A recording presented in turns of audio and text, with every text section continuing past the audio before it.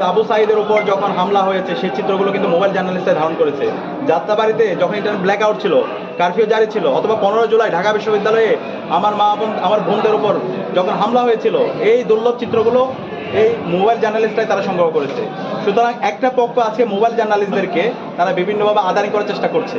সুতরাং আমরা এটাও বলেছি নির্বাচন কমিশনকে, যারা সাংবাদিক আছে, মোবাইল জার্নালিস্ট যারা আছে, তাদের নিরাপত্তা নিশ্চিত করতে হবে এবং তাদের অধিকার এবং সবার তথ্য পাওয়ার যে অধিকার সেটা নিশ্চিত করতে হবে। এবং আমরা আশা করবো সকল রাজনৈতিক দল, নির্বাচন কমিশন, আইন শৃঙ্খলা বাহিনী সবাই জায়গায় দায়িত্বশীল আচরণ করবে।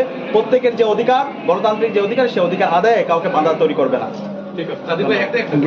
আপনারা যে আজকে সৌজন্য সাক্ষাৎ করেছেন, সেখানে যে বিষয়টা উপস্থাপন করেছে সেজন্য কোনো সুনির্দিষ্ট তারা সময় দিয়েছে কিনা, বা আপনারা কোনো সুনির্দিষ্ট প্রত্যেকটা দাবি তারা শুনেছেন এবং যেটা ছিল 400 গজের মধ্যে মোবাইল ফোন নিয়ে যাওয়া যাবে না, সেটা ইতিমধ্যে তারা বাতিল করার ব্যাপারে তারা একমত হয়েছেন এবং খুব দ্রুত আপনাদেরকে প্রজ্ঞাপন দিয়ে দিবেন। এবং বাকি যে 3টা দাবি ছিল সে ব্যাপারেও তারা বিবেচনা করবেন এবং আলাপ করবেন, আমাদেরকে সার্বিকভাবে সহযোগিতা করবেন। না, সময় দেওয়া হয় না। আমরা যেহেতু প্রত্যেকটা দাবি, যে দাবিগুলো নিয়ে এসেছে, প্রত্যেকটা দাবি তারা শুনেছেন এবং এটা কোনো একক দল অথবা ব্যক্তির দাবি না, এটা বাংলাদেশের 12 কোটি ভোটারের দাবি, বাংলাদেশের যে 4 কোটি তরুণ আছে তাদের দাবি। আমরা কোনো একক দলের অথবা কোনো রাজনৈতিক দলের এখানে দাবি নিয়ে আসিনি। আমরা চাই একটা অবাধ, সুষ্ঠু এবং নিরপেক্ষ নির্বাচন হোক এবং এই নির্বাচনের মাধ্যমে বাংলাদেশের গণতান্ত্রিক ধারা শক্তিশালী হোক।